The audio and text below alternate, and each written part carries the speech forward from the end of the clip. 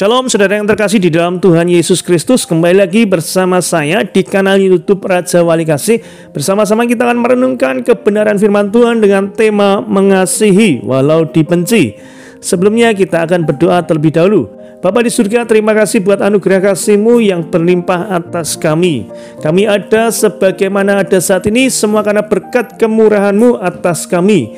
Bila sebentar kami hendak membaca, mendengarkan, merenungkan, serta melakukan apa yang menjadi firman-Mu, Engkau yang mengurapi setiap kami. Kami percaya firman-Mu ya dan amin. Firman-Mu pelita bagi kaki kami dan terang bagi jalan kami. Terima kasih Tuhan Yesus, urapi hamba-Mu. Apa yang hamba-Mu sampaikan hanyalah firman-Mu untuk hormat kemuliaan nama-Mu. Dalam berkat nama Tuhan Yesus, haleluya, amin. Saudara yang terkasih di dalam Tuhan Yesus Kristus, di tengah kemudahan yang ditawarkan oleh media sosial, kita bisa menemukan banyak komentar yang berisikan kebencian.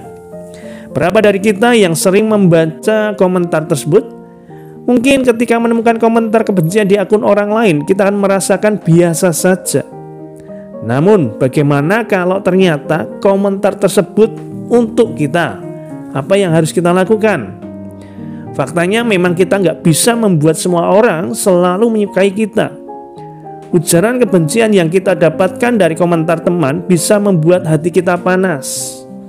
Bahkan meskipun kita berkali-kali mencoba untuk menghindarinya, tetap saja ada pikiran yang membuat kita nggak bisa berhenti memikirkannya. Ya, tentu sebagai orang percaya kita diajarkan untuk mengasihi. Tidak terkecuali mereka yang tidak menyukai kita, bahkan cenderung membenci kita. Mereka mungkin ada di sekitar kita, sehingga nggak mungkin buat dihindari. Yesus sendiri pun punya banyak orang yang membencinya. Namun kita mau belajar kali ini bagaimana Yesus menanggapi atau menangani orang-orang yang membencinya itu. Yang pertama, tidak melakukan apapun. Lukas 21 ayat 17 sampai 19. Demikian firman Tuhan. Dan kamu akan dibenci semua orang oleh karena namaku. Tetapi tidak selai pun dari rambut kepalamu akan hilang. Kalau kamu tetap bertahan, kamu akan memperoleh hidupmu. Nah, saudara yang terkasih di dalam Tuhan Yesus Kristus, pada satu titik dalam kehidupan seseorang, ia pasti pernah mengalami kebencian atau kepahitan dalam dirinya. Perasaan itu bisa datang dari teman, keluarga, rekan kerja, atau orang yang tidak kita kenal sekalipun. Sebagai orang percaya, kita diajarkan untuk menghidupi kehidupan yang mungkin gak banyak orang bakal mengerti. Bahkan Yesus sendiri yang mengatakan bahwa kita sendiri akan dibenci.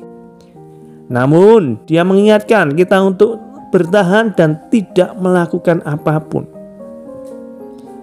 Artinya, sekeras apapun ujaran kebencian tersebut, tetaplah kuat dan teguh. Sebab kita telah memperoleh kemenangan di dalam Kristus. Jadi, yang pertama yang Yesus ajarkan kepada kita untuk menghadapi kebencian dari orang lain, bertahanlah, tetaplah sabar. Karena itu yang Yesus teladankan dalam kehidupan kita. Yang kedua, jangan membenci kembali orang tersebut. 1 Petrus 3 ayat 9. Dan janganlah membalas kejahatan dengan kejahatan, atau caci maki dengan caci maki. Tetapi sebaliknya hendaklah kamu memberkati, karena untuk itulah kamu dipanggil, yaitu untuk memperoleh berkat. Sekali lagi, dan janganlah membalas kejahatan dengan kejahatan, atau caci maki dengan caci maki. Tetapi sebaliknya hendaklah kamu memberkati, karena untuk itulah kamu dipanggil, yaitu untuk memperoleh berkat. Rasanya wajar kalau kita ingin membalas orang yang membenci kita dengan sikap yang sama. Namun percayalah, kalau membalas kebencian dengan kebencian itu tidak akan pernah membuat kita tenang. Bagaimanapun mata ganti mata hanya akan membuat seluruh penduduk dunia jadi buta. Alkitab sendiri mengajarkan kalau kita akan memperoleh berkat setelah kita memberkati orang yang telah menyakiti kita. Jadi yang Yesus ajarkan yang kedua adalah jangan membenci kembali orang tersebut. Justru Yesus berkata, ya Bapa, ampunilah mereka. Artinya Yesus memberkati orang yang membencinya. Nah, ini yang harus kita lakukan ketika kita dibenci. Jangan pernah membalas kebencian dan kebencian, tetapi justru firman Tuhan mengajarkan kepada kita, berkatilah mereka yang membenci kita. Itu yang kedua. Yang ketiga, hindari kepo atau rasa ingin tahu untuk mencari tahu penyebabnya. Jadi yang ketiga ini, ketika kita dibenci, hindari untuk kepo untuk mencari penyebabnya. Mazmur 38 ayat yang ke-19. Orang-orang yang memusuhi aku besar jumlahnya, banyaklah orang-orang yang membenci aku tanpa sebab. Ya, pemazmur berkata demikian. Orang-orang yang memusuhi aku itu besar jumlahnya, banyaklah orang-orang yang membenci aku tanpa sebab. Reaksi pertama kita saat menyadari ada orang yang tidak menyukai kita, kita pasti bertanya-tanya, kok bisa? Atau kenapa kok dia nggak suka sama aku? Kita cenderung cari tahu kenapa orang tersebut tidak menyukai kita. Nah, daripada kita menghabiskan waktu untuk mencari tahu alasannya, fokuskan diri kita untuk menjalani kehidupan ini dengan baik. Yang ketiga ini, sudah kita tidak usah memikirkan kenapa dan kenapa, tetapi kita fokus pada kehidupan kita untuk terus melakukan kebenaran firman Tuhan. Yang keempat, kasihi dan ampuni orang tersebut. Efesus 4 ayat yang ke-32. Tetapi hendaklah kamu ramah seorang terhadap yang lain, penuh kasih mesra dan saling mengampuni, sebagaimana Allah di dalam Kristus telah mengampuni kamu.